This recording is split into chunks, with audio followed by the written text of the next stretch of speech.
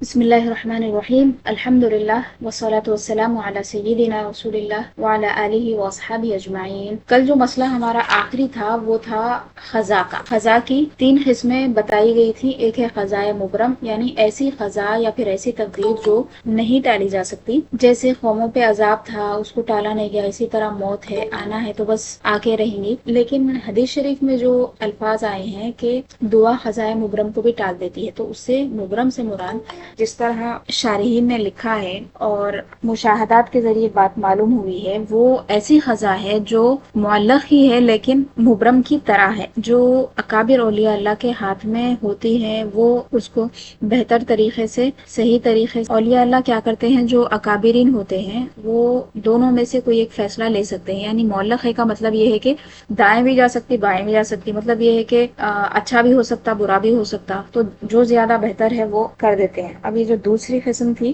وہ تھی معلق، جو ہماری دعاؤں سے یا پھر اولیاء اللہ کی دعاؤں سے اور ان کی نظروں سے ہو جاتی ہے۔ تو تین قسمیں ہو گئی۔ اب خزاں کے بارے میں ایک اہم بات یہاں پہ آپ بتا رہے ہیں کہ خزاں کے مسائل بیان کیے۔ مسئلہ نمبر ایک دو مسائل ہیں۔ پہلا یہ ہے کہ قضاء و قدر کے مسائل عام عقلوں میں نہیں آ سکتے، ان میں زیادہ غور و فکر کرنا سبب ہلاکت ہے۔ خزاں کے بارے میں زیادہ سوچیں گے تو ہلاک ہو جائیں گے، لہٰذا جتنی آپ کو سمجھ رکھنا ہے اتنی کافی ہے۔ اب وہ کتنی سمجھ رکھنا ہے وہ بھی آگے بتا دے رہے ہیں، کل میں اتنی تشریح کی تھی آپ کے سامنے۔ صدیق و فاروق رضی اللہ تعالیٰ عنہما نے اس مسئلے میں بحث کرنے سے منع فرمایا ہے۔ حضرت ابوبکر صدیق رضی اللہ تعالیٰ عنہ، حضرت عمر فاروق رضی اللہ تعالیٰ عنہما اس بات سے منع فرمایا ہے کہ اس بارے میں زیادہ بات کی جائے، اور نیچے حوالہ بھی دے دیا گیا ہے۔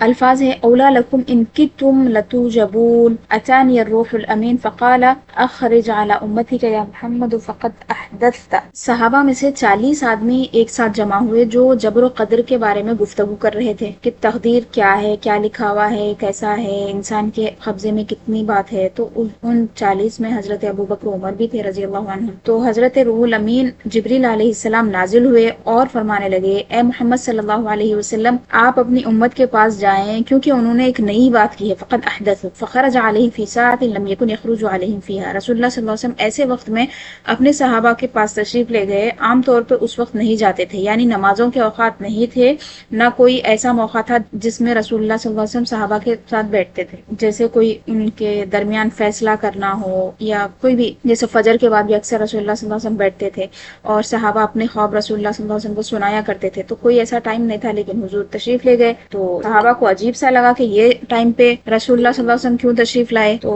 وخرج علیہ ملتمعا لونہ متوردتا وجنتہ، اور جب رسول اللہ صلی اللہ علیہ وسلم وہاں پہ تشریف لائے تو آپ کا رنگ مبارک جو تھا چہرے کا وہ بدلا ہوا تھا اور آپ کے رخسار سرخ ہو گئے تھے۔ یعنی غصے کی جو کیفیت ہوتی ہے، ناپسندیدگی کی جو حالت ہوتی ہے، وہ اگرچہ کہ غصہ تو ہم نہیں بولیں گے رسول اللہ صلی اللہ علیہ وسلم کے لیے، لیکن جب اللہ تعالیٰ کی حدود کو پامال کیا جاتا تو آپ کو غصہ آتا تھا، اور غصے سے وہ مراد نہیں ہے جو آپ کو اور ہمارا غصہ ہے، نہ کون سی بھی چیز پہ شروع ہو جاتے نا، تو بالکل ویسی بات نہیں ہے۔ حدود کی پامالی پہ جو کیفیت پیدا ہوتی تھی ہم اس کو بول رہے ہیں غضب۔ کأنما تفقع بہت زیادہ لال ہو گئے تھے، جیسے کہ کھٹے انگور کی طرح ہے، مطلب وہ رنگ کی مثال انہوں نے دیا، شاید انگور کھٹا ہوتا تو زیادہ لال ہوتا ہوگا، میرے کو اس بارے میں معلوم نہیں ہے، بعض تو پھیکے رنگ کا ہوتا، بعض گہرا ہوتا، بعض بہت زیادہ ایک دم لال ہوتا، دیکھیے تو اس کی مثال دے رہے ہیں۔ فنہدوا الی رسول اللہ صلی اللہ علیہ وسلم حاسرین ادرعهم ترعد اکفهم وادرعهم، وہ رسول اللہ صلی اللہ علیہ وسلم کے پاس تشریف لے گئے،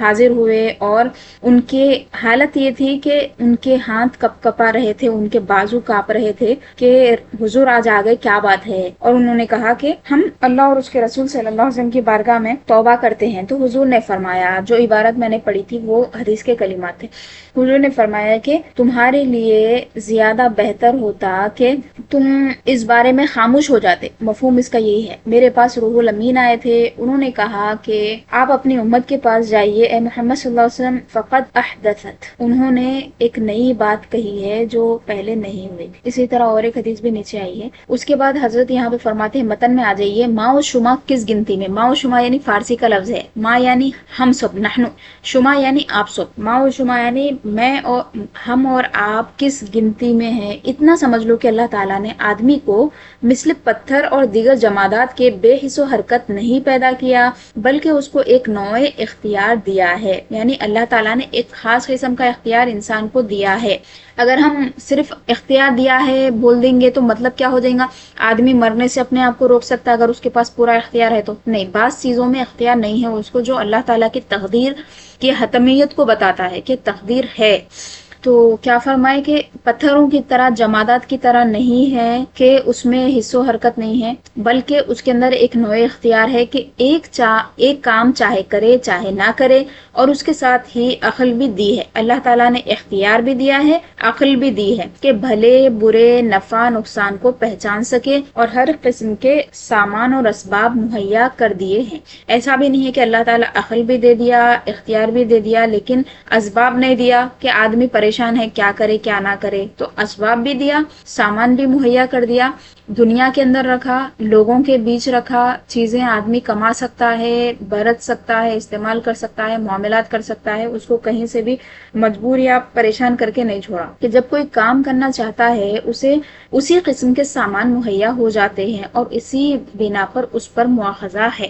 بندہ جب کوئی کام کرنے لگ جاتا ہے، اللہ تعالیٰ اس کے لیے اس کے راستے کھولنے لگتا ہے۔ کسی بھی فیلڈ میں جاتا، کوئی بھی کام کرنا چاہتا، اس کو سیکھنا شروع کرتا، اس کے لیے راستے کھلنا شروع ہو جاتے۔ اب جتنے لوگ ناکامی کی بات کرتے ہیں، زندگی میں ناکام ہو گئے، یا پھر جاب کے مسئلے میں ناکام ہو گئے، یہ کرنا چاہے نہیں ہوا، تعلیم کے مسئلے میں ناکام ہوئے، تو کہیں نہ کہیں کمی ہماری طرف سے رہتی، ہمارے کام کرنے کے طریقے میں کمی رہتی، ہمارے کسب کے طریقے میں کمی رہتی، کمیاں کہیں نہ کہیں ہمارے پاس رہتی۔ اللہ تعالیٰ کا تو سسٹم ایسا ہے کہ آدمی جب محنت کرتا تو اس کا پھل اس کو ملتا، بس اس کو پابندی سے کام کرنا ہے، سمجھ سے کام کرنا ہے، اور نفع اور نقصان کو اچھے سے سمجھنا ہے، اور پھر انہیں جو کرتا اسی بنا پر اللہ تعالیٰ اسے مواخذہ کرتا ہے۔ مواخذہ یعنی اس کا حساب لیتا ہے، اس سے آخرت میں سوال جواب ہو۔ اگلے صفحے پہ آئیے۔ اپنے آپ کو بالکل مجبور یا بالکل مختار سمجھنا دونوں گمراہی ہے۔ کل اس پہ بات ہو چکی تھی کہ آدمی مجبور بھی نہیں ہے اور بالکل مختار بھی نہیں ہے، بلکہ کیا ہے، اس کے بیچ میں ہے، جو اہل سنت والجماعت کا عقیدہ ہے کہ اللہ نے اس کو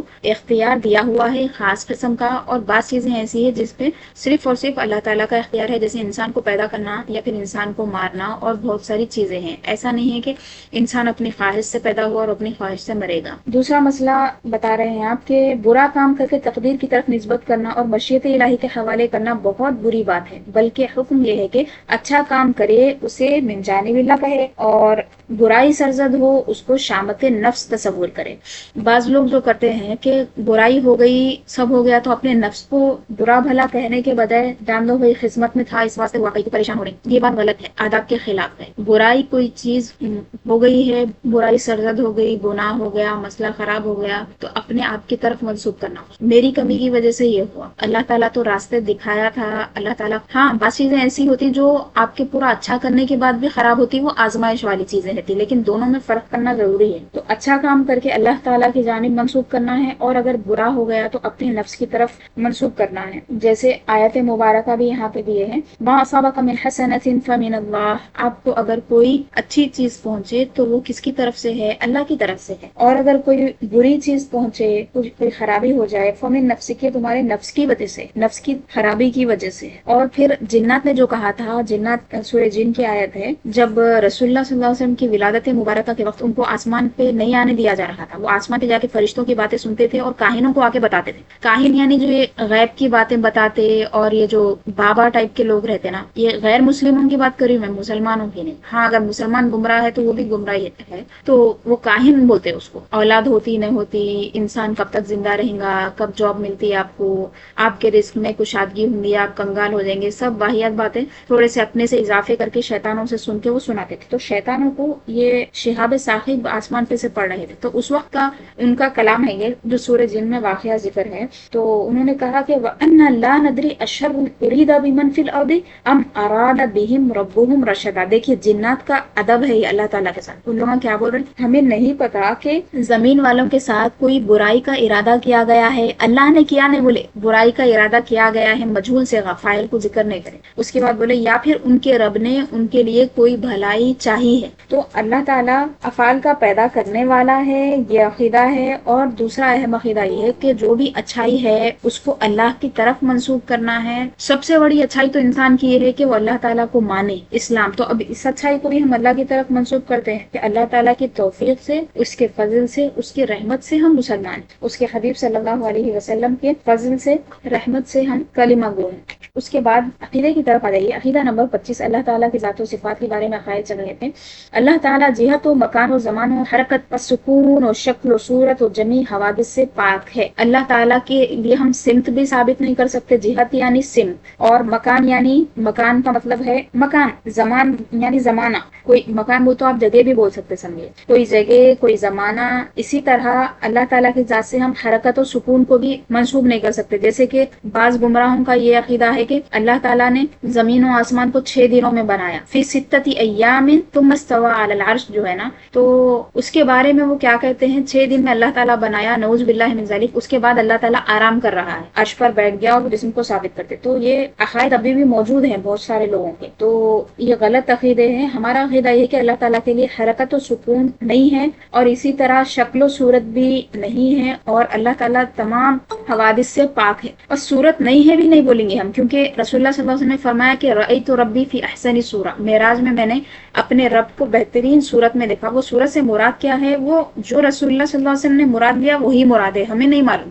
بس ہم یہ کہہ رہے ہیں کہ شکل و صورت سے پاک ہے اللہ تعالیٰ، اور حوادث سے پاک ہے، یعنی کوئی بھی چیز اس پہ اثر انداز نہیں ہو سکتی. جس طرح حوادث ہم پر اثر انداز ہوتے ہیں، حوادث سے مراد کیا ہے، موسم کی تبدیلی ہے، ہمارے اوپر اثر انداز ہوتی، چیزوں پہ اثر انداز ہوتی. سردی کی وجہ سے ہم ٹھنڈ محسوس کرتے، اور اسی طرح گرمی کی وجہ سے پسینہ جاتا، اور دیگر چیزوں کی مثالیں آپ سمجھ لیجئے. تو مارنے سے تکلیف ہوتی، اسی طرح کوئی کام اچھا کر دے آپ کے ساتھ تو خوشی ہوتی. تو یہ کیا ہے، ایسی چیزیں ہیں جو ایک انسان کے ساتھ ہوتی ہیں یا پھر مخلوقات کا خاصہ ہے. تو حوادث جو ہیں وہ اللہ تعالیٰ کی ذات اس سے پاک ہے، جمی حوادث سے پاک. عقیدہ نمبر 26 دنیا کی زندگی میں اللہ عز و جل کا دیدار نبی کریم صلی اللہ علیہ وسلم کے لیے خاص ہے. دیدار الہی ایک اہم مضمون ہے عقائد کے مضامین میں سے، اور بہت سارے فرقے سرے سے انکار کرتے ہیں اللہ تعالیٰ کے دیدار کا. اللہ کا دیدار ہو ہی نہیں سکتا. قیامت میں بھی بولتے، ہم بولتے کہ اللہ تعالیٰ کا دیدار قیامت میں تو سب کے لیے ہوگا، تمام مومنین کے لیے برحق ہے، اس دنیا میں بھی برحق ہے، لیکن صرف اور صرف رسول اللہ صلی اللہ علیہ وسلم کے لیے. وہ ایک ہی ذات مبارک ہے جن کو اللہ تعالیٰ نے جسم کی آنکھوں سے اس دنیا میں اپنا دیدار عطا فرمایا ہے، اور رسول اللہ صلی اللہ علیہ وسلم کے امتیوں میں سے بہت ساروں کو خواب میں دیدار عطا کیا ہے. تو خواب میں اللہ تعالیٰ کا دیدار برحق ہے، اور صرف رسول اللہ صلی اللہ علیہ وسلم کے لیے آنکھوں سے دیکھنا ثابت ہے. اور آخرت میں ہر سنی مسلمان کے لیے ممکن بلکہ واقع ہے. ہر مسلمان کے لیے اللہ تعالیٰ یہ چیز عنایت کرے گا، اللہ تعالیٰ کا دیدار اس کو ہوگا. اب یہاں پہ سنی مسلمان لکھے تو بتانا مراد یہ ہے کہ جن کو اللہ تعالیٰ کے دیدار کا یقینی نہیں ہے، کلمہ گو ہیں لیکن اللہ تعالیٰ کا دیدار کا ان کو یقین نہیں ہے، اور جن کے عقائد خراب ہیں، لا الہ الا اللہ محمد رسول اللہ وہ پڑھتے ہیں لیکن اللہ تعالیٰ کے لیے جسم ثابت کرتے، اللہ تعالیٰ کے متعلق ان کے فاسد عقائد ہیں، نقص کو ثابت کرتے، اس کی ذات کو حادث مانتے، بہت ساری چیزیں ہیں. تو ان کو ہٹا کے آپ نے فرمایا کہ سنی مسلمان. تو سنی سے ہم یہی بولیں گے کہ جو مسلمانوں کے صحیح عقیدے پر ہے وہ سنی یہاں پہ مراد ہے. آپ آج کے زمانے کا سنی وہابی مت لیجیے، کیونکہ آج کل بہت سارے سنی ایسے ہو گئے جن کو سنیت معلوم ہی نہیں ہے، صرف چھوٹی چھوٹی چند باتوں کو لے کے سنی بول لے رہے. اور وہابی خالی باپ دادا وہابی ہوئے تھے، انہیں وہابی اس کو عقائد معلوم ہی نہیں ہے کہ کتنے خراب عقائد ان لوگوں کے ہیں. انہیں اللہ رسول کی سننے والا بھی ہے. میں عوام الناس کی بات کر رہی ہوں، علماء کی بات نہیں کر رہی ہوں، جو دلائل کے ساتھ گمراہ ہیں ان کی بھی بات نہیں کر رہی ہوں. اب تعریفیں تھوڑی بدل جا رہی. تو حقیقی معنی میں جو اللہ تعالیٰ کے پاس مسلمان ہے وہ مسلمان ہے جو اللہ تعالیٰ اس کو دیدار کرائے گا. رہا قلبی دیدار یا خواب میں، یہ دیگر انبیاء علیہ السلام بلکہ اولیاء کے لیے بھی حاصل ہے. انبیاء علیہ السلام کے لیے بھی دیدار ہوا تھا، قلبی دیدار اللہ تعالیٰ کو دیکھنا، دل کی آنکھوں سے دیکھنا، اور اولیاء کے لیے بھی حاصل. ہمارے امام اعظم رضی اللہ تعالیٰ عنہ کو خواب میں 100 بار زیارت ہوئی، اور اس کا طویل واقعہ بھی ہے. اور دیگر بزرگوں کے بارے میں بھی یہ بات آئی ہے کہ اللہ تعالیٰ کا دیدار ان کو خواب میں ہوا ہے. تو ایک مومن کے لیے یہ ممکن ہے اور ثابت بھی ہے. اس کے بعد ہے 27واں عقیدہ. یہ بات کو ابھی جو میں بولی اس کو تھوڑا سا اچھا سمجھیے. میں یہ نہیں بول رہی ہوں کہ آپ وہابی کو وہابی مت بولیے، سنی کو سنی مت بولیے، لیکن یہ جو نئی نسل پیدا ہوئی نا، ہمارے سنی بچے وہابیوں سے متاثر ہو جا رہے ہیں. ہم سنی تمیز سمجھ رہے ہیں, سنیوں کے گھر میں اٹھ رہے ہیں, بیٹھ رہے ہیں, پل رہے ہیں, کھا رہے ہیں, پی رہے ہیں, لیکن اندر سے عقیدے خراب ہے. وہابیوں کے بچوں کو کچھ معلوم بھی نہیں ہے وہابیت اصل کیا ہے. وہ بھی ایک نئی نسل نکل رہی, وہ لوگ اپنے سے سیکھنے کی کوشش کر رہے ہیں. نئے بچے ادھر کا ادھر کا پورا سب لے رہے ہیں, تھوڑی شیعہ تاریخ, تھوڑی سنیت تاریخ, تھوڑی وہابیت تاریخ, جو اچھا دکھ رہا لے رہے ہیں لوگ. تو ایک قسم کی گمراہی ہے یہ بھی. اللہ تعالیٰ محفوظ رکھے. بہت سارے ایسے لوگوں سے ملنے کا موقع ملتا, بچیاں اتنے سادے رہتے, درود شریف کی کثرت کرتے, اللہ رسول کو ماننے والے رہتے. اب ان کے پاس ایک مسئلہ بڑا رہتا, کیا, ہم نہ درگاہ کو نہیں جاتے, ہم لوگ فاتحہ نہیں دیتے. دل گوارا نہیں کرتا کہ اس کو گمراہ بولے. ان کو سمجھایا نہیں, کوئی کمی یہ ہوئی, ان کو کوئی صحیح سمجھانے والا نہیں ملا, ان کو دلائل سے بات کرنے والا نہیں ملا. تو اب یہ درگاہ جانا نہیں جانا, فاتحہ دینا نہیں دینا, یہ اہل سنت کے لیے ضروری ہے. ہم اپنے اوپر یہ چیزیں لاگو کیے, لیکن ہم اگر کوئی یہ نہیں کر رہا تو گمراہ نہیں بولیں گے. ہاں, یہ عقائد جو عقائد اصلیہ ہے, اس کا انکار اگر کوئی کر رہا تو وہ گمراہ ہے. رسول اللہ صلی اللہ علیہ وسلم کی شان میں کچھ بول رہا, اللہ تعالیٰ کے بارے میں بول رہا, اولیاء اللہ کے بارے میں بول رہا, یہ چیزیں اہم ہیں. تو اصل عقائد کیا ہیں, پھر ہمارے اہل سنت کی ضروریات کیا ہے. اب یہ جو فاتحہ ہے, درگاہ ہے, یہ ضروریات میں سے ہے. اس کے بارے میں ہم آگے پڑھیں گے. تو کسی پہ بھی حکم لگانے سے پہلے اپنے طور پہ کوشش ہو سکتی ہے. آپ اپنے بھائی کو بچا سکتے, بہن کو بچا سکتے, بچائیے. لیکن گمراہ بولنے سے کیا ہو رہا, بچے بدزن ہو جا رہے ہیں. ہمارے کو یہ بول دے رہے ہیں. میں سنی ہے بچوں سے, بچیوں سے, کیا بولتے, پورے گھر میں سنی ہے, بچی تھوڑی سی خراب ہو گئی, بچہ تھوڑا خراب ہو گیا, کیا بولتے, انہوں پکوڑے ہو گئے بول دے رہے ہیں. تو ان لوگ دل پہ لے لیتے اس کو. تو جو کٹر ہے ان لوگوں سے آپ لڑیے, ان لوگوں سے آپ مناظرہ کریے اگر آپ کے پاس اتنی سخت ہے تو. لیکن ہر ایک کو گمراہ بولنا یہ اچھی بات نہیں. آپ اپنے طور پہ اپنے اعمال کو دلیل کے ساتھ بولتے جائیے. اللہ تعالیٰ توفیق دینے والا ہے, اللہ تعالیٰ ہدایت دینے والے ہیں. ان کے دل میں بات آئیں گی, اولیاء اللہ کی عظمت بیٹھے گی. کھانے پہ فاتحہ پڑھنا ہے, سورہ اخلاص پڑھنا, فلق پڑھنا, ناس پڑھنا, اللہ کا ذکر ہے بول کے ان کے دل میں بات آئیں گی. وہ لوگ کچھ ایک عجیب چیز ان کو پڑھائی گئی, عجیب چیز بتائی گئی. ان کو یہ نہیں بتایا گیا کہ اللہ کا ذکر کیا جاتا ہے. سورہ فاتحہ قرآن پڑھی جاتی ہے, قرآن کا حصہ ہے نا سورہ فاتحہ, وہ پڑھ کے کھانے پہ دم کیا جاتا ہے جس سے برکت آتی. یہ نہیں بتایا ان کو. یہ بتایا کہ مندر میں جیسا کھانا لے جا کے بتوں کو دیتے ہیں نا, ویسے کھانا سامنے رکھ کے فاتحہ دیتے. اب بچے کیا سمجھیں گے, گمراہ ہو گئے ان لوگ. صحیح طریقے سے اگر سمجھانے والا ان کو ملتا اور اللہ تعالیٰ کی توفیق بھی ساتھ میں شامل رہتی, ضرور اللہ تعالیٰ ہدایت دیتا. تو باریکی کو سمجھیے آپ, باریکی سمجھنے کو میں بتا رہی ہوں بار بار آپ کو. فوری سے جھٹ سے کس کو بھی گمراہ بول دیے, کس کو بھی کچھ بھی بول دیے, اس سے احتیاط کریے. دلوں کا لحاظ رکھنا بھی ضروری ہے. اور کیا فرمایا اللہ تعالیٰ, ادعو الی سبیل ربک بالحکمت والموعظۃ الحسنہ, اپنے رب کی طرف بلائیے. کیسے, حکمت کے ساتھ بلائیے اور موعظہ حسنہ کے ذریعے بلائیے. کیا یہ حرکتاں کیا کریں, وہابی ہو گئے, کیا بولتے ہیں موعظہ حسنہ نہیں ہے, یہ حکمت بھی نہیں ہے. آپ اہل سنت کے عقائد ان کو بتا کے سمجھا کے اچھے انداز سے بولیں گے, آدمی سمجھیں گا. تو حکمت اور موعظہ حسنہ دو چیزیں ضروری ہے. اچھے سے واز بھی کرنا ہے, بہت حکمت کے طریقے سے, سمجھداری سے. حکمت بولے تو ہم سمجھداری کو بولتے ہیں, سمجھداری سے چیزوں کو سمجھانا ہے. بچہ شیعہ ہو جا رہا, وہابی ہو جا رہا, جا کے نہیں شیعہ گمراہ ہے بولے تو بچے کو کیا سمجھ میں آئے گا. آپ اس کو سمجھائیں گے, ایک عالم دین کی صحبت میں لے جا کے بٹھائیں گے تو جب سمجھتا بچہ. تو حکمت یہ ہے. دیدار کے بارے میں اگلا عقیدہ ہے یہاں پہ, اس کا دیدار بلا کیف ہے. کیف یعنی کیفیت, یعنی دیکھیں گے اور یہ نہیں کہہ سکتے کہ کیسے دیکھیں گے. جس چیز کو دیکھتے ہیں, عام طور پہ تو یہ ہوتا ہے کہ جس چیز کو دیکھتے ہیں اس میں کچھ فاصلہ ہوتا ہے, یعنی مسافت ہوتی ہے, دوری ہوتی ہے, ڈسٹینس ہوتا ہے. نزدیک یا دور وہ دیکھنے والے سے کسی جہت میں ہوتی ہے. یعنی جو چیز ہم دیکھ رہے ہیں وہ یا تو نزدیک ہوں گی یا دور ہوں گی, اور دیکھنے والا کسی جہت میں ہوگا, یعنی سامنے ہم دیکھیں گے یا دائیں یا بائیں یا اوپر یا نیچے, آگے یا پیچھے, وہ بھی آ گیا. اس کا دیکھنا ان سب باتوں سے پاک ہوگا. اللہ تعالیٰ کا دیدار ان سب کیفیات سے پاک ہے. پھر رہا یہ کہ کیوں کر ہوگا, کیوں کر یعنی کیسے ہوگا اللہ تعالیٰ کا دیدار, جب جہت بھی نہیں ہے, کیفیت بھی نہیں ہے, تو ہوگا کیسے. تو یہی تو کہا جاتا ہے کہ کیوں کر کو یہاں دخل نہیں ہے. آپ کا جو سوال ہے نا کیسے ہوگا, تو یہ اس میں داخل نہیں ہے. انشاءاللہ جب دیکھیں گے اس وقت بتا دیں گے. اس کی سب باتوں کا خلاصہ یہ ہے کہ جہاں تک عقل پہنچتی ہے وہ خدا نہیں ہے, اور جو خدا ہے اس تک عقل کی رسائی نہیں ہے, اور وقت دیدار نگاہ اس کا احاطہ کرے یہ محال ہے. یعنی بزرگان دین کا یہ کہنا ہے کہ مہما تصورت اللہ تعالیٰ کا آپ کتنا بھی تصور کر لیں, اللہ کے بارے میں کتنا ہی سوچ لے, تو اللہ تعالیٰ وہ نہیں ہے جو آپ کے ذہن میں آ رہا ہے, بلکہ اللہ تعالیٰ جو ہے وہی ہے. ہم ہم دل سے ایمان لا لیں، ہم اس کے بارے میں سوچ نہیں سکتے، تصور نہیں کر سکتے.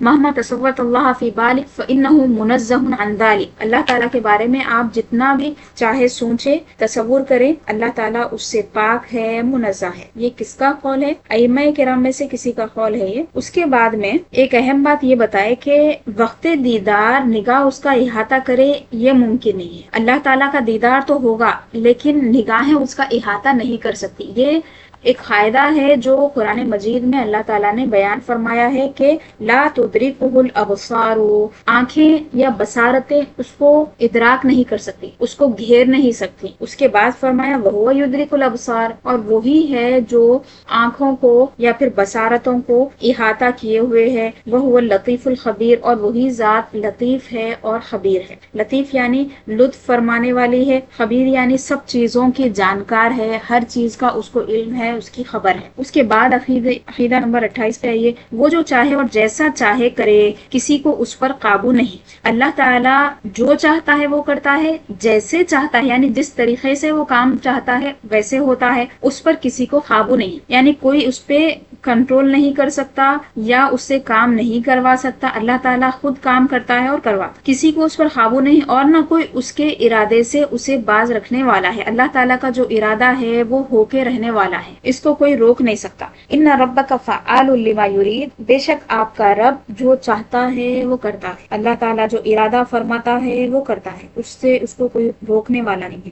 اس کو نہ اونگ آئے نہ نیند، یعنی اونگ بھی نہیں آتی اللہ تعالیٰ کو، اور اونگ سے پہلے جو چیزیں آتی جیسے اونگنا ہے وغیرہ، اس سے بھی اللہ تعالیٰ پاک ہے. لا تأخذہ سنۃ ولا نوم، اس کو نیند کا جھونکا بھی نہیں آتا، اونگ بھی نہیں آتی، نیند بھی نہیں آتی. تمام جہان پر نگاہ رکھنے والا ہے اللہ تعالیٰ، تمام عالموں کو دیکھنے والا ہے، اس کی نظر میں ہے. وَلِلَّهِ مَا فِي السَّمَاوَاتِ وَالْأَرْضِ، نیچے آیت دیے دیکھیں، اور اللہ ہی کے لیے جو کچھ آسمانوں میں ہے اور جو کچھ زمین میں ہے. وَكَانَ اللَّهُ بِكُلِّ شَيْءٍ مُحِيطًا، دیکھیے احاطے کی اور ایک آیت آگئی. اللہ تعالیٰ تمام چیزوں کا احاطہ کیے ہوئے ہے، نہ تھکے نہ اکتائے. اللہ تعالیٰ تھکتا بھی نہیں ہے، اکتاتا بھی نہیں ہے. جو لوگ یہ بولے نا کہ اللہ تعالیٰ 6 دنوں میں زمین آسمان بنا کے پھر آرام کیا، تھک گیا، نعوذ باللہ من ذالک، تو ان لوگوں کا رد ہے وما مسنا من لغوب، اور ہمیں کوئی تھکاوٹ نہیں آئی. وما مسنا، اور ہمیں چھوا بھی نہیں کس نے؟ تھکاوٹ نے. اس آیت مبارکہ سے پہلے کا حصہ میں آپ کو پڑھ کے سناتی ہوں. وَلَقَدْ خَلَقْنَا السَّمَاوَاتِ وَالْأَرْضَ وَمَا بَيْنَهُمَا فِي 6 أَيَّامٍ، اور بے شک ہم نے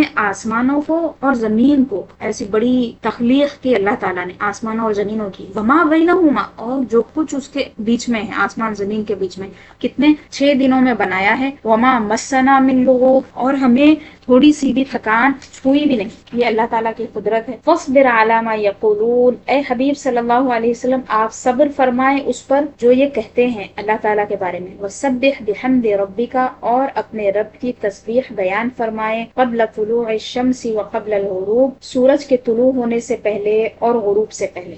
ومن اللیل فسبحہ وادبار السجود، اور رات کے وقت بھی اس کی تسبیح بیان فرمائیں. اور اب یہ دیکھیے یہ جو آیتیں ہیں اس میں نمازوں کے اوقات بھی بتائے گئے. کون سا سورہ ہے یہ؟ سورہ قاف کی آیت نمبر 38، 39، 40. یہ لکھ کے رکھیے، اس کی تفسیر بھی پڑھیے آپ لوگ. یہاں پہ مختصر دیے تھے تو میں آپ کو پوری آیت پڑھ کے سنائیں.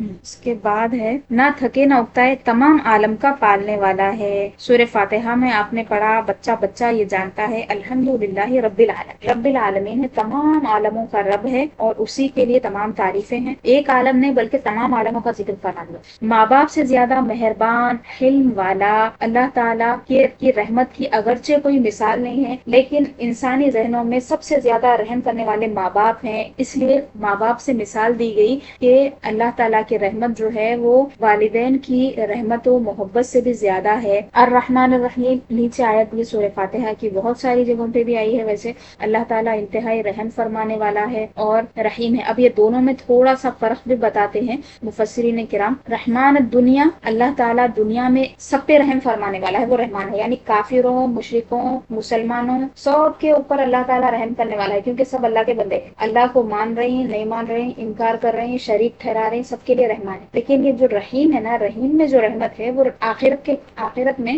اپنے بندوں پہ جو رحمت فرمائے گا اللہ تعالیٰ، وہ رحیم مراد ہے. یہ دونوں میں تھوڑا سا فرق ہے. اسی کی رحمت ٹوٹے ہوئے دلوں کا سہارا ہے. اللہ تعالیٰ کی رحمت ان کا سہارا ہے جو ٹوٹ چکے ہیں، جن کا کوئی سہارا نہیں ہے. حدیث قدسی قدسی میں ہے، اللہ تعالیٰ نے فرمایا انا عند منکسرۃ القلوب من اجلی، میں ان کے پاس ہوں جن کا دل میرے لیے ٹوٹا ہوا ہے، جن کا دل ٹوٹا ہوا ہے میں ان کے پاس ہوں۔ اور ہوتا بھی یہی ہے کہ آدمی جب سب کچھ کھو دیتا ہے، جب اس کے پاس کچھ بھی نہیں رہتا، تو اس کے پاس ایک ہی سہارا بچتا ہے، وہ اللہ تعالیٰ کا سہارا ہوتا ہے۔ اسی کے لیے بڑائی اور عظمت ہے، تمام عظمت، بڑائی اور کبر صرف اور صرف اللہ تعالیٰ کے لیے ہے۔ نیچے آیتیں دیکھتے جائیے، وہو العلی العظیم، اور وہی ذات سب سے بلند ہے اور عظیم ہے۔ ماؤں کے پیٹ میں جیسی چاہے صورت بنانے والا ہے، وہو الذی یصورکم فی الارحام کیف یشاء، وہی ذات ہے جو ماؤں کے پیٹوں میں، رحموں میں تمہاری صورتیں بناتا ہے وہ جس طرح چاہتا ہے۔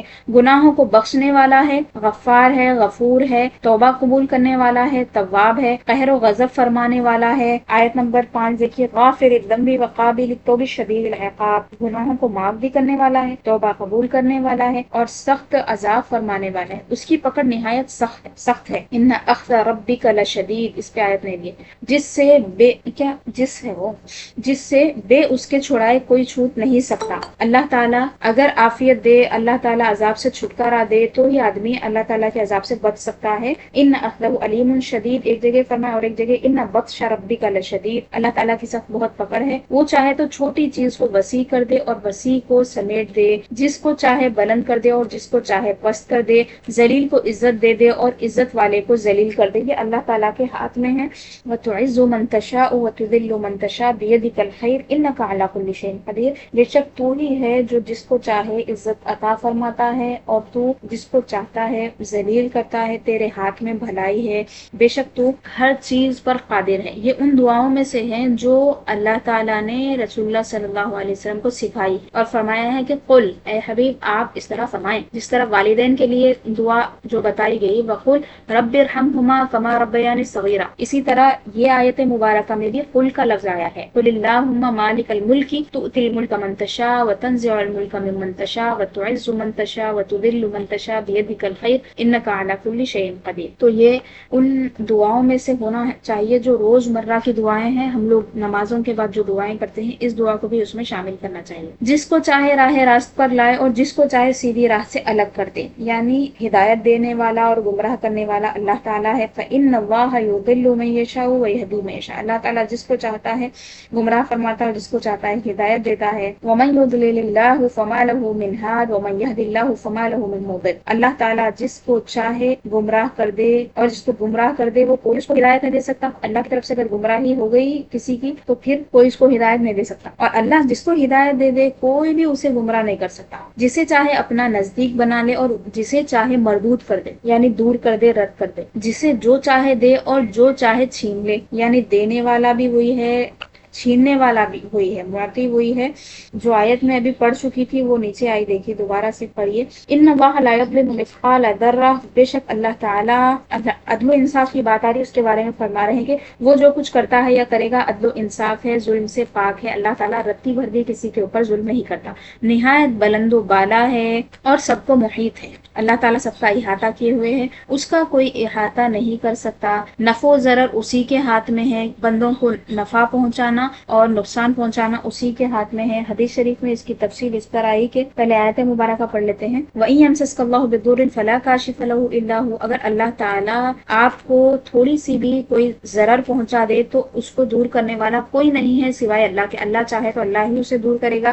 وَإِن يَمْسَسْكَ بِخَيْرٍ، اور اگر آپ کو بھلائی وہ عطا فرما دے، وَهُوَ عَلَى كُلِّ شَيْءٍ قَدِيرٌ، تو ہر چیز پر قادر ہے۔ اسی طرح کی اور ایک آیت ہے سورہ یونس کی، اس میں فرمایا وَإِن يُرِدْكَ بِخَيْرٍ، اور اگر اللہ آپ کے ساتھ بھلائی کا ارادہ فرمائے، فَلَا رَادَّ لِفَضْلِهِ، اللہ کے فضل کو کوئی بھی ہٹانے والا نہیں ہے، کوئی حاسد اس کو ختم نہیں کر سکتا، کوئی بھی پوری دنیا مل کے اس کو نہیں ہٹا سکتی، جیسا کہ حدیث قدسی میں اس کی تفصیل آئی ہے کہ تمام کی تمام دنیا مل کے اگر تھوڑا سا بھی نقصان پہنچانا چاہے تو نہیں پہنچا سکتے، کیونکہ اللہ تعالیٰ اس کے ساتھ ہے۔ اور اگر اللہ تعالیٰ کسی کے ساتھ کسی کو ضرر دے تو پوری دنیا مل کے بھی اس کا بھلا نہیں کر سکتی۔ مظلوم کی فریاد کو پہنچتا ہے، اللہ تعالیٰ ہی ہے جو مظلوم مظلوم کی مدد فرمانے والا ہے. بہت ساری اس پہ دلائل ہیں، آیات مبارکہ بھی ہیں، احادیث بھی ہیں. ظالم سے بدلہ لے لیتا ہے. واللہ عزیز ذو انتقام، اللہ تعالیٰ غلبے والا ہے، انتقام لینے والا ہے. اس کی مشیت اور ارادے کے بغیر کچھ نہیں ہوتا، یعنی جو کچھ ہوتا ہے وہ اللہ تعالیٰ کے ارادے سے ہوتا ہے. اور ہماری جو دلیل کی آیت میں آپ کو بتائی تھی کل، واللہ خلقکم وما تعملون، اللہ نے تم کو بھی پیدا کیا ہے، تمہارے اعمال کو پیدا کیا ہے. سورہ صافات کی آیت ہے 96، وہ بھی ہے. قل اللہ خالق کل شیء، آپ فرما دے اے حبیب صلی اللہ علیہ وسلم، اللہ تعالیٰ ہر شے کا خالق ہے. ہر شے سے مراد اس میں ذوات بھی آ گئے، اعمال بھی آ گئے، افعال بھی آ گئے.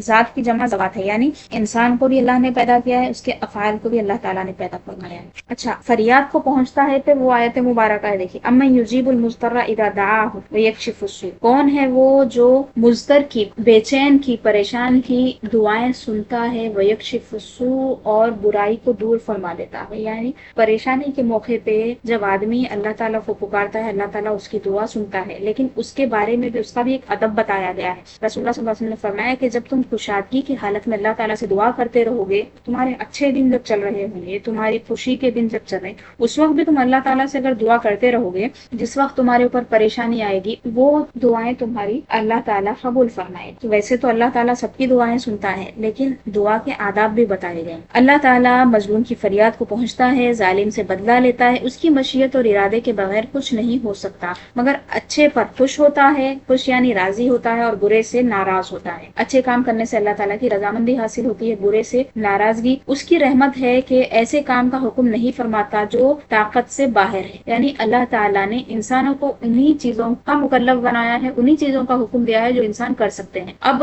کہیں ایسا ہو رہا کہ آپ کی تکلیف یعنی آپ کی طاقت سے بڑھ کے کوئی کام آپ کو لگ رہا ہے، تو آپ سمجھے کہ یہ من اللہ نہیں ہے، آپ کے سسٹم کی خرابی ہے، آپ کی ذات کی خرابی ہے، آپ جہاں پہ رہ رہے ماں کی خرابی ہے. اللہ تعالیٰ تو بندے پہ اتنا بوجھ نہیں ڈالتا جتنا بندہ نہیں سنبھال سکتا. ہاں، اتنا ہی ڈالتا ہے جتنا بندے کے اندر سکت میں ہے، طاقت میں ہے. لا یکلف اللہ نفسا الا وسعها، اللہ تعالیٰ بندے کو اتنی ہی ذمہ داری ڈالتا ہے، اتنا ہی کام ڈالتا ہے جو بندہ کر سکتا ہے. سوچیے اس بارے میں تھوڑا سا، طاقت سے باہر جو کام ہوتے ہیں. دیکھیے نمازیں کتنی ہیں، 5 نمازیں. اگر بندے کو 5 نمازیں بھی طاقت سے باہر دکھ رہی ہے تو یہ اس کی غفلت کی وجہ سے، غفلت بہت زیادہ ہو جانے کی وجہ سے اس کو نمازیں بھی بوجھ دکھنے لگ رہی. اگر گھریلو کام کاج کی مشقت بہت زیادہ ہے تو یہ ہماری کمی ہے، آپ کی کمی. کسی پہ بہت زیادہ بوجھ ڈال دینا، کسی کو بالکل فری کر دینا، یہ ہمارے گھروں کی خرابی ہے. ایک آدمی تو پورا کام لگ جا رہا، دوسرا آدمی فری بیٹھے ہوا ہے. 5 آدمی ہیں، پانچوں مل بانٹ کے آپس میں اگر کام کریں گے تو کام آسان ہو جاتا. لیکن خرابی گھروں میں یہ ہوتی کہ ایک یا 2 لوگوں کے اوپر پورا کام ڈال دیا جاتا، دوسرے لوگ خالی یا فارغ بیٹھے ہوئے. اس کی وجہ سے صحت بھی خراب ہوتی، اللہ تعالیٰ سے بندہ بدزن ہو جاتا. اللہ تعالیٰ میرے کو یہ مصیبت دیا، اس طرح کے کفریات مجھ سے نکلنے لگتے. تو خود بھی چیزوں کو ذرا سنبھالنا سیکھیں اور اپنے ماحول کو بھی سدھارنا سیکھیں، کیونکہ اللہ تعالیٰ اس سب باتوں کے بارے میں پوچھنے والا ہے قیامت کے دن. اپنے گھر میں، اپنے خاندان میں، اپنے قریب میں ایسی زیادتیاں جو ہوتی ہیں اس پہ تھوڑا سا کنٹرول کرنے کی ضرورت ہے. اللہ تعالیٰ سب چیزوں کے بارے میں پوچھا جائے گا، اور فرمایا کلکم راع وکلکم مسئول عن رعیتہ، تم میں سے ہر کوئی رائی ہے. یعنی رائی کا لفظی معنی چرواہا بھی ہوتا ہے. جس طرح بکریوں کی ذمہ داری چرواہے پہ ہوتی ہے نا، گھر کے لوگوں کی ذمہ داری گھر کے بڑے پہ ہوتی ہے. تو فرمایا کہ تم میں سے ہر کوئی نگران ہے اور مسئول عن رعیتہ، اور اس کی رعیہ کے بارے میں اس سے پوچھا جائے گا. تو جس طرح ماں باپ سے ان کے بچوں کے بارے میں پوچھا جائے گا، ہم اتنا ہی سمجھتے نہیں، باقی سب ہیں جن کو ان کے ماتحتوں کے بارے میں پوچھا جائے گا. ساس بھی آتی اس کے اندر جس کو اس کی بہو کے بارے میں پوچھیں گے، کیونکہ اللہ تعالیٰ اس کی ذمہ داری میں وہ بچی کو دے دیا. اللہ تعالیٰ کا سوال ہونے والا ہے، نہیں سمجھتے خواتین. وہی خاتون بیٹی جو ماں ہے، جس کی فضیلتیں ہیں، پوری دنیا اس کی عقیدت میں دیوانی ہے. اللہ تعالیٰ نے اس کو ایسی چیزیں، ایسی فضیلتیں نوازی ہیں، فضیلتوں سے نوازا ہے. وہی ماں ہے، لیکن اللہ تعالیٰ اس کو جب ایک ذمہ داری دیا تھا ماں بننے کی تو اچھے طریقے سے وہ ذمہ داری نبھائی، محبت کے ساتھ نبھائی، ضرورت پڑنے پر سختی کی. لیکن وہی ماں جب ساس بنی تو یہ بھول گئی کہ اللہ تعالیٰ اس بارے میں بھی پوچھنے والا ہے. کلکم راع وکلکم مسئول عن رعیتہ. تو جو لوگ مطلب بہت سے پریشان ہوتے نا، انہیں ٹائم نہیں ملتا، پورے مطلب پسے ہوئے رہتے، پریشان رہتے ماحول کی وجہ سے. کیوں ہوتے؟ بعض خواتین کو تو عادت رہتی ہے اپنے اوپر بیکار کام ڈال لینے کی، روزانہ کام ہی کرتے رہنا پوری زندگی. اس میں ہر دن اگر کام ملا تو مطلب یہ کہ پوری زندگی کام میں جائے، کیونکہ زندگی جو ہے وہ سالوں میں ہم تقسیم کرتے، اور سال 12 مہینوں میں، اور ہر ایک مہینہ دنوں دنوں میں 30 دن 31 دن 29 دن جتنے بھی دن، اب ہر دن جب کام کام کام کر رہے ہیں گھریلو کام کاج، تو آپ اللہ تعالیٰ کے بندے کب بنیں گے؟ اللہ تعالیٰ نے جس لیے آپ کو پیدا کیا ہے وہ مقصد آپ کا کب پورا ہوگا؟ تو یہ چیز تھوڑا دماغوں میں ڈالنے کی، سوچنے کی، سمجھنے کی صلاحیتوں کو تھوڑا سا بیدار کرنے کی ضرورت ہے۔ یہ آپ کا اپنا فریضہ ہے سب کا کہ اپنے گھر والوں کو یہ بات سمجھائیں کہ زندگی خالی 3 ٹائم کھانا کھانے کی اور سونے اٹھنے کی نہیں ہے، اس کے علاوہ بھی چیزیں ہیں، کچھ نہیں تو کم سے کم وہ چیزیں ہیں جن کا جاننا فرض ہے۔ جس خدا پہ آپ ایمان لائے، خدا وحدہ لا شریک، اس کی ذات و صفات کے بارے میں، اس کے انبیاء کے بارے میں جاننا، پھر وہ احکام جو اس نے آپ پہ لاگو کیے ہیں، یعنی اتنی فقہ کو جان لینا جس سے اپنی نماز کو درست کر سکیں، اپنے روزوں کو درست کر سکیں، اپنے معاملات کو سنوار سکیں۔ حلال و حرام کی تمیز ہونا ضروری ہے۔ اس کی رحمت ہے کہ ایسے کام کا حکم نہیں فرماتا جو طاقت سے باہر ہے۔ الحمدللہ اللہ تعالی اللہ عز و جل پر ثواب یا عذاب یا بندے کے ساتھ لطف یا اس کے ساتھ وہ کرنا جو اس کے حق میں بہتر ہو، اس پر کچھ واجب نہیں۔ یہ چیز ہم پہلے پڑھ چکے تھے کہ اللہ تعالیٰ پہ چیزیں واجب نہیں ہیں، اس نے اپنے ذمہ کرم پہ لی ہوئی۔ مالک علی الاطلاق ہے، یعنی اللہ تعالیٰ مالک ہے، مطلب مالک علی الاطلاق ہے، کون سی بھی چیز کی قید نہیں ہے، جو چاہے کرے اور جو چاہے حکم دے، وہ جو چاہتا ہے وہ فرماتا ہے، کرتا ہے، اور جو چاہتا ہے اس کا حکم دیتا ہے۔ البتہ اللہ تعالیٰ نے اپنے کرم سے ایک وعدہ فرما لیا ہے کہ مسلمانوں کو جنت میں داخل فرمائے گا اور بمقتضائے عدل کفار کو جہنم میں۔ ایسا نہیں ہے کہ اللہ تعالیٰ کا ارادہ ہے کہ کفار کو جہنم میں ڈالیں گا تو ارادہ کرا بول کے ڈال دے رہا، نہیں، وہ لوگ ایسے کام بھی کیے دنیا میں کہ جہنم میں ڈلے، اور پہلے اللہ تعالیٰ نے ان کو تنبیہ بھی کر دی تھی، بتا دیا تھا، وارن کر دیا تھا کہ تم اگر یہ کام نہیں کرو گے، توحید پہ نہیں چلو گے، تو تمہیں دوزخ میں جانے کا ہے۔ تو بمقتضائے عدل، دیکھیے یہ احتیاطی جملہ ہے، یہ ہمارے عقیدے کے مطابق ہے۔ عدل کا تقاضا ہوگا جو نیکی کر رہا ہے، توحید والا ہے، رسالت کو ماننے والا ہے، نیک اعمال کرنے والا ہے، اس کو جب جنت میں ڈالا جا رہا ہے، تو جو مشرک ہے اور منکر ہے، گناہگار ہے، صرف گناہگار نہیں مطلب شرک کے ساتھ، تو اس کو تو پھر دوزخ میں ڈالا جائے گا۔ اور اس کے وعدہ و وعید بدلتے نہیں۔ اللہ تعالیٰ نے جو وعدہ فرما لیا، جو وعید فرما دی، بس وہ ہو کے رہنے والی ہے، بدلنے والی نہیں ہے۔ لا تبدیل لکلمات اللہ، اللہ تعالیٰ کے کلمے بدلتے نہیں۔ اسی طرح اللہ تعالیٰ نے وعدہ جو مکمل فرمانا ہے اس کے بارے میں فرمایا کہ ان اللہ لا یخلف الميعاد، بے شک اللہ تعالیٰ وعدے کے خلاف نہیں فرماتا ہے، جو کہتا ہے وہی کرتا ہے۔ اس نے وعدہ فرما لیا ہے کہ کفر کے سوا ہر چھوٹے بڑے گناہ کو جسے چاہے معاف فرما دے گا۔ اللہ تعالیٰ کا وعدہ ہے کہ ان اللہ یغفر الذنوب جميعا، اللہ تمام گناہوں کو معاف فرمائے گا۔ اب یہ تمام گناہ سے مراد کیا ہے؟ تو دوسری آیت میں اس کی صراحت بھی فرما دی کہ ان اللہ لا یغفر ان یشرک بہ ویغفر ما دون ذلک لمن یشاء، اللہ تعالیٰ شرک کے علاوہ سب معاف فرما دے گا۔ اللہ کی ذات میں کوئی شریک کر رہا تو اس کو نہیں معاف نہیں کرے گا، وہ تو دوزخ میں جانے والا ہے۔ ویغفر ما دون ذلک لمن یشاء، اس کے علاوہ اللہ تعالیٰ سب معاف کر دے گا، جس کی معافی اللہ تعالیٰ چاہتا ہے اس کو معاف کر دے گا، یہ بھی اللہ کے اوپر ہے۔ عقیدہ نمبر 29، اس کے ہر فعل میں کثیر حکمتیں ہیں، خواہ ہم کو معلوم ہوں یا نہ ہوں، اور اس کے فعل کے لیے غرض نہیں۔ اللہ تعالیٰ کا جو بھی کام ہے وہ حکمتوں سے بھرا ہوا ہے، اور ہم کو ضروری نہیں ہے کہ وہ حکمت معلوم ہو یا نہ ہو، اللہ تعالیٰ کے علم میں ہے، اور اس کے فعل کے لیے غرض نہیں ہے۔ کس غرض سے کرا، غرض الگ ہے، حکمت الگ، کہ غرض اس فائدے کو کہتے ہیں جو فاعل کی طرف رجوع کرے، یعنی آدمی کوئی کام کر رہا ہے تو اس کام کرنے سے اس کو جو فائدہ حاصل ہوتا ہے تو وہ اس کی غرض ہے۔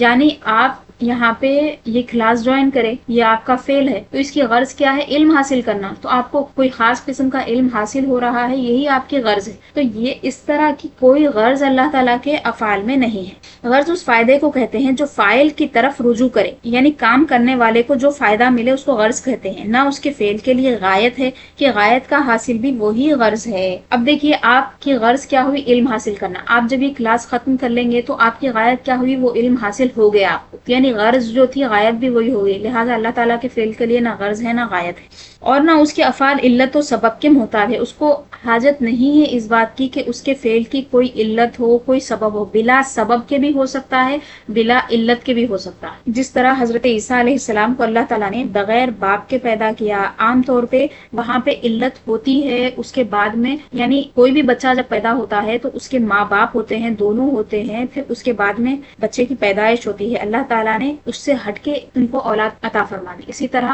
جوانی میں اولاد ہوتی ہے، حضرت ابراہیم علیہ السلام کو بڑھاپے میں، اور ان کی زوجہ متحرہ بانجھ تھی وہاں پہ اللہ تعالیٰ نے اولاد عطا فرمائی. تو یہ کیا ہے؟ اللہ تعالیٰ کی قدرت کے کرشمے ہیں.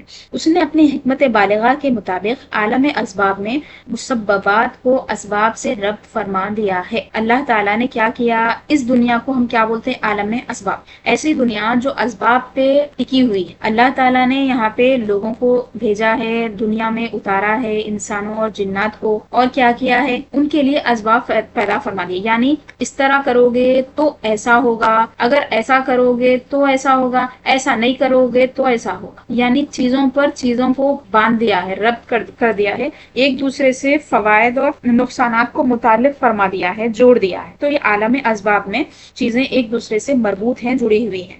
آنکھ دیکھتی ہے، کان سنتا ہے، آگ جلاتی ہے، پانی پیاس بجھاتا ہے. سبب اور مسبب کی بات ہو رہی. دیکھیے یہاں پہ وہ چاہے تو آنکھ سنے، کان دیکھے، پانی جلائے. دیکھیے اللہ تعالیٰ نے ایک فائدہ بنا دیا ہے کہ آنکھیں دیکھتی ہیں، کان سنتے ہیں، پانی کیا کرتا ہے؟ آگ کو بجھاتا ہے، آگ کیا کرتی ہے؟ جلاتی ہے. لیکن جب اللہ تعالیٰ چاہے تو اس کے برعکس بھی ہو سکتا ہے. آدمی اپنے کان سے سن سکتا ہے، آنکھ سے آدمی اپنے کان سے دیکھ سکتا ہے، آنکھ سے سن سکتا ہے. جیسے حضرت ابراہیم علیہ السلام کو آگ نے جلایا نہیں، ان کے لیے گلزار ہو گئی. یعنی آگ کا کام نہیں کری، تو اس کے اندر جو قوت تھی جلانے کی وہ اللہ تعالیٰ نے اپنی قدرت سے یا پھر حضرت ابراہیم علیہ السلام کا معجزے کا ظہور کر کے اس کو جلانے سے روک دیا. فرمایا یا نار کونی بردا و سلاما علی ابراہیم.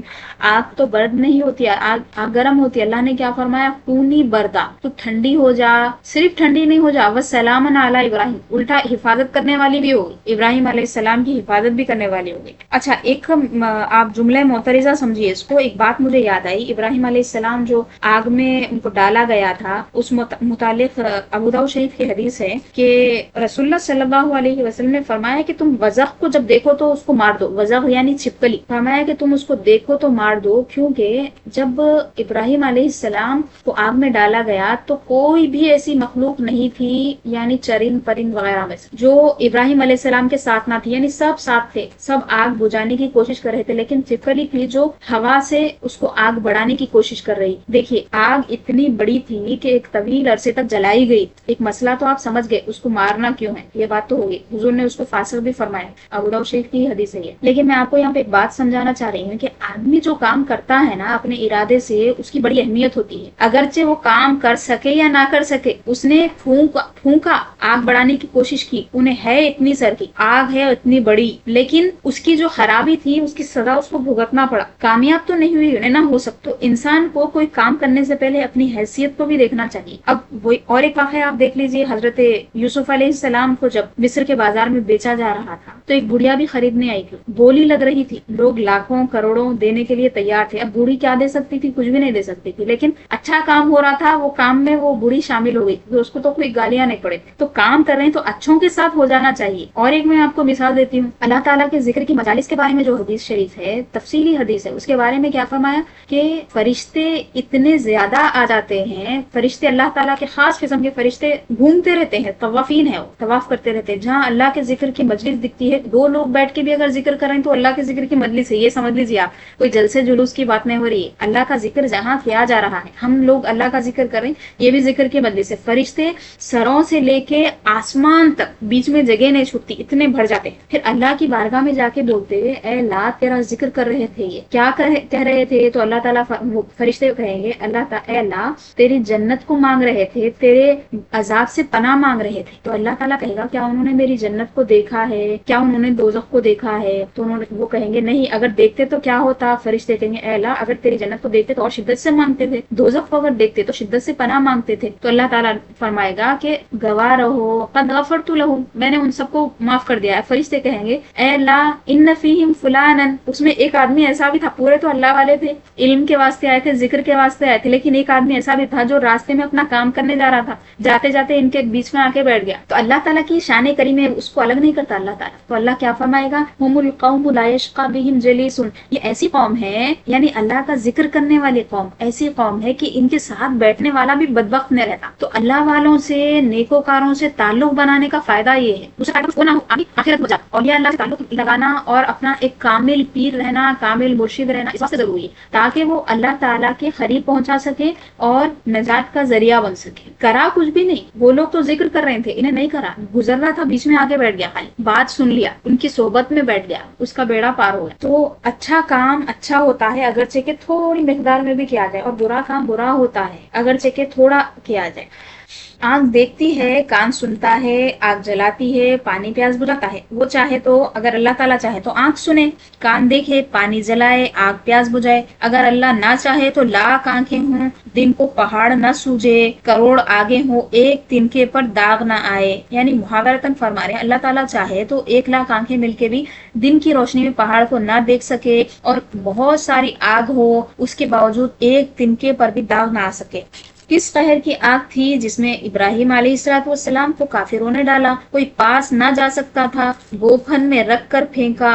جب آگ کے مقابل پہنچے، جبریل امی علیہ السلام حاضر ہوئے اور عرض کی حل لک حاجہ، ابراہیم علیہ السلام سے پوچھا کہ کیا آپ کو کوئی ضرورت ہے؟ حضرت ابراہیم علیہ السلام جو خلیل اللہ ہے، اللہ تعالیٰ کے خلیل ہے، فرمائے کہ اما الیک فلا، آپ سے تو کوئی مجھے حاجت نہیں، یعنی حاجت ہے لیکن وہ اللہ تعالیٰ سے ہے، آپ سے نہیں۔ تو یہ کوئی چھوٹی موٹی چیز نہیں تھی، حضرت جبریل آئے تھے، کوئی عام فرشتہ بھی نہیں تھا، لیکن اللہ تعالیٰ کے تعلق کی جب بات ہے تو اللہ اللہ ہے، خدا خدا ہے، تو ان کو اللہ تعالیٰ کی رحمت کی امید تھی، رحمت کا انتظار تھا، کرم کا انتظار تھا۔ آئے کم جبریل امی علیہ السلام آئے، اور جب سوال کیے کہ کوئی حاجت ہے، ضرورت ہے، تو حضرت نے کیا فرمایا؟ اما الیک فلا، آپ سے تو کوئی مجھے ضرورت نہیں ہے۔ اور ایک جگہ فرمایا حسبی من سؤالی علمہ بحالی، اللہ تعالیٰ کو میرا عرض کی پھر اسی سے کہیے جس سے حاجت ہے۔ جبریل علیہ السلام نے کیا کہا کہ آپ کو مجھ سے اگر حاجت نہیں ہے تو جس سے حاجت ہے اسی سے فرما دیجیے۔ تو انہوں نے کہا کہ علمہ بحالی کفانی عن سوالی، اس کا